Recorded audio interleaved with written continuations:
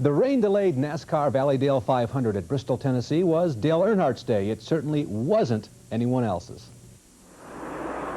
There is less spinning in figure skating. The green unfurled over pole setter Harry Gant, and it didn't take long at all.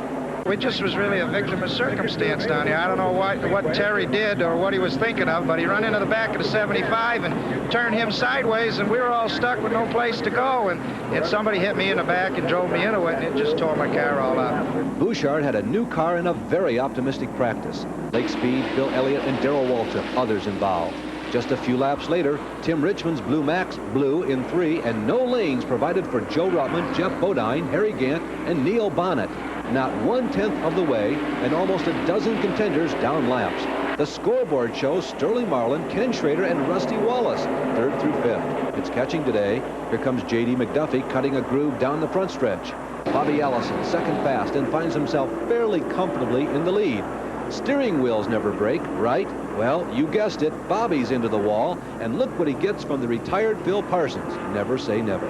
Bonnet back on the track, but loses control. Not Lake's fault. There's that McDuffie groove. Dave Marcus next to try a double axle, and then Darrell Waltrip hard into the top of turn 1's 35 degrees. He's okay, but both of Junior's cars that dominate here are out. Still only halfway and more modifieds out there than Grand Nationals. Still more. Marlin driving a fast pace, follows Waltrip into 1. Ronnie Thomas tests Buddy Baker's skills. Buddy passes, but Ronnie collects King Richard.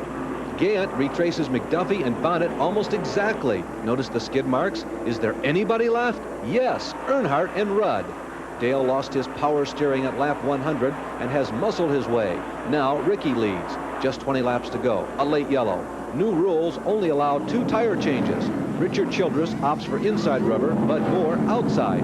They're out of the pits with Rudd leading. After green, there's some tolerable fender rubbing, but apparently the Wrangler crew selected the right tires.